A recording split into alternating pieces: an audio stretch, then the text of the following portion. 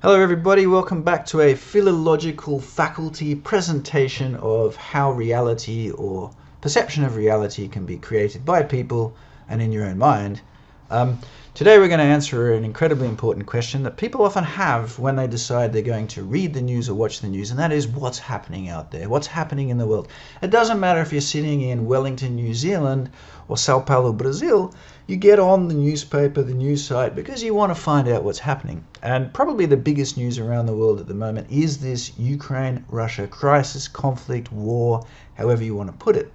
So I think it's really important to clarify here the purpose of this channel, the purpose of what we're doing here at the PhilFac, the Philological Faculty Academy, and that is to look at how language and pictures and music as well are used to create ideas and feelings within another person.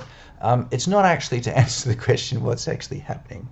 Okay, and that's what we're going to look at today. We're going to answer what's actually happening by looking at pictures. So if you were to open the newspaper in a particular country, one particular newspaper in one particular country, what's happening there? What's happening? You would see this. And that would create your first impression. What's happening? Well, there's a family, a grandmother, they've got a little kid and they're walking somewhere and they don't look very happy. And that would be your impression of what's happening. And if someone asks you, hey, what's happening there? You'd turn around and say, well, there are some families walking around and they don't look very happy. Maybe they're refugees. What I'd advise you do is, if you do want to know what the truth is and what's happening, is look at six different news sources that you believe are presenting different pictures of the same reality. They might be vastly different pictures. In another video we saw that Novosti in Serbia really had the picture around the Serbian president saying, I'm not going to blame Russia for anything. Whereas if you went over to The Guardian, you had the Ukrainian president saying, we're going to defend and Russia attack. So it's the same situation, but a very different perception of that same situation. Okay, so think about first of all, I think, like, don't just use your mind. This is a wonderful opportunity to explore how you feel. Now, if how you feel will be very negative, and you might get depressed, you might hit the bottle, you might go and top yourself jumping off a bridge, then probably don't look at this. Stay away from the news. Go and watch a video that's informative about something that makes you feel a lot happier. Okay, and there will be one slightly negative picture. I'll give you some warning before I show you, but think about how you feel does that make you feel sad? Does that make you feel angry? I did an experiment with my student this morning with these pictures, and I was quite surprised. Like, she did have quite a different emotional reaction to me. So I think I might have to review my scoring system for the pictures or get some data to confirm my beliefs there, my hypotheses. So that's from one newspaper. Okay, and then we switch over to a different newspaper and we get a completely different picture, really. So again, this is the same place, the Ukraine. This is the main picture on the front page. And obviously that's going to create different feelings in you. So again, let's come back to this one. How do you feel? And then this one, how do you feel? Okay, the next one we're going to go to is not that bad, so don't worry. There we go.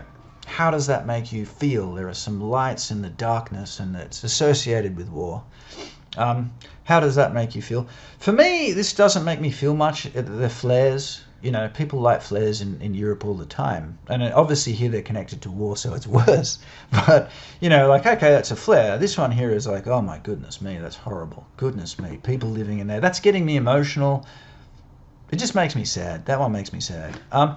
This one here, geez, I don't know. It makes me sad, but as a migrant myself, like, I see this all the time.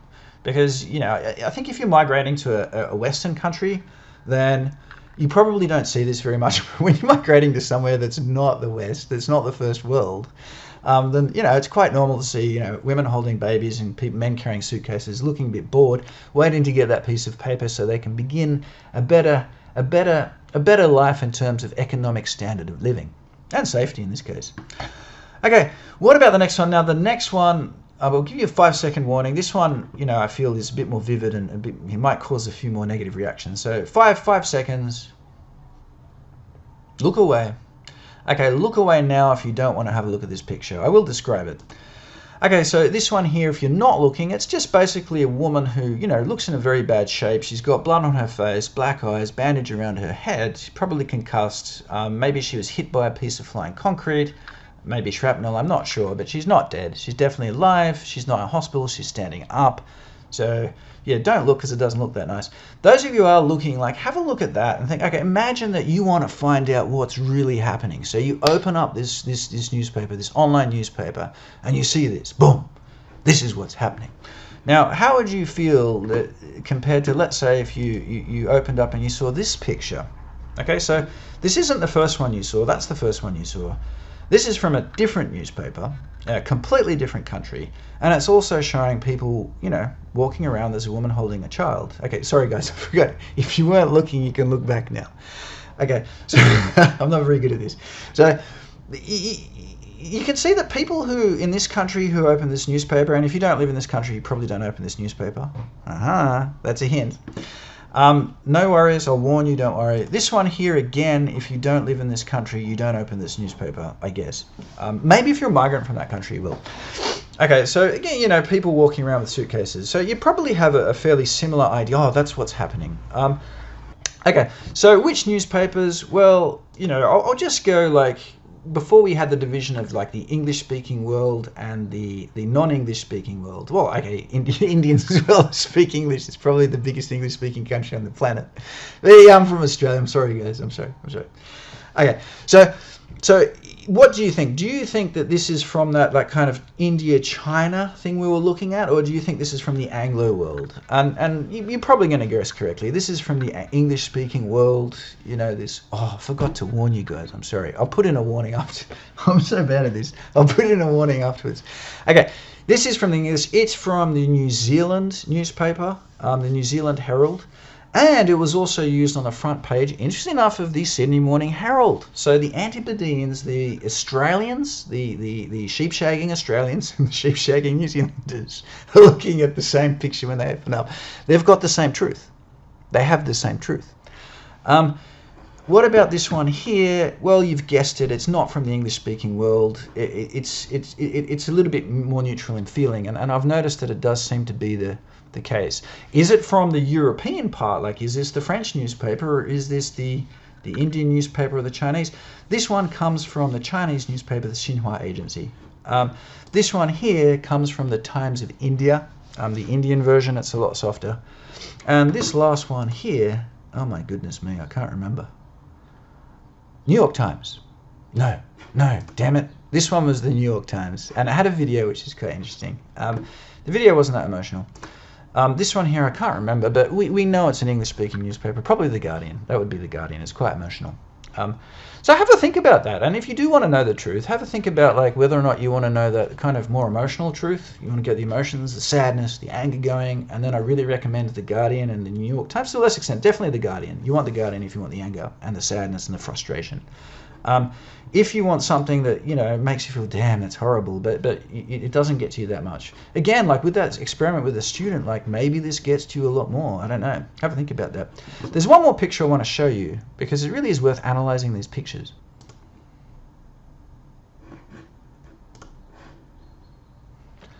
Okay, so it's this picture here, and you can see the smoke rising up, and you think, goodness me, this is Syria, this is Iraq, this is Libya. This is Yugoslavia from 20 years ago, but it's happening in Europe. You know, all those countries weren't in Europe, and this is happening in Europe. How can this happen in the 21st century?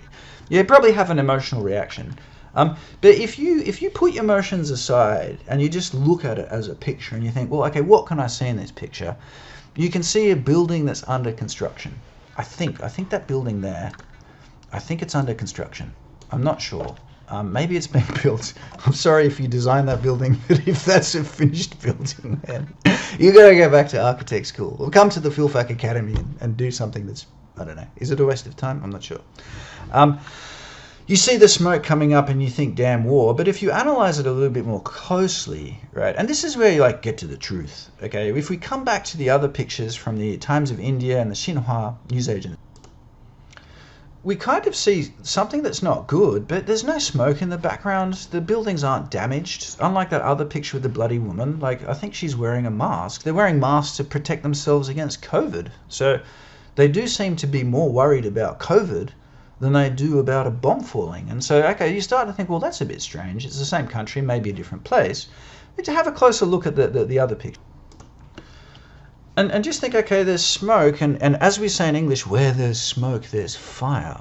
Where there's smoke, that means there's fire. It's a danger signal. It's a danger signal. It's a danger signal. Yeah. So turn off your emotional brain and just come in and say, okay, where is that fire? And so if we come down, we focus in on that a bit more, we can kind of see, we're just guessing here, unfortunately. I don't have amazing technology to really zoom in on this, but it does seem to me like, I don't know, is that building damaged? I don't think the building's damaged. It could be. It's difficult to say at this time of year. There's water everywhere. There's probably some ice. It honestly looks a little bit more like what you might see when someone gets like lots of bushes and maybe throws some plastic on it and they light it. It produces a lot of this black, disgusting smoke. So it does definitely not seem like, if we're thinking about damage of buildings, it's nothing compared to. So this one here, I mean, that's clearly, you know, there's no mistaking that for war. But if we come back to this other picture, then questions do have to be raised as to, you know, what is really happening in this picture. And so we've gone from what is the truth of what's happening in Eastern Europe to what is the truth in this picture. And that's when you start to think, wait a second, am I going to waste my life trying to establish what is the truth of every picture that somebody decides to put on the front page? So we're going to wrap up this video now. We're just going to go back to the Xinhua because I think it's a good example of variety. Okay, so here it is, the Chinese BBCs, you might call it. And let's just click on the first picture that we see here, and it's, you know, pictures of interesting buildings there, beautiful stuff. I don't know what city is that. Oh, wonderful, really. Yeah, about economic development, new economic developments. This one here, well, you know, there's nothing there. There it is. That's the picture of the war in the Ukraine. You could click on that if you wanted to. And then the next picture, it looks like a snowstorm somewhere. Agriculture, very interesting, and another beautiful city. And if we come down here, we see a panda bear. So that's what you might like to ask yourself. Like, when you're looking for the truth, you can find out the truth about what's happening in a war zone. Or you might like to find out the truth about what's happening with this little panda bear. Like, why is that panda bear there? Let's click on it and then we'll finish. So we click on that, we're getting a video. It's going to take a while to learn. So let's wrap it up there.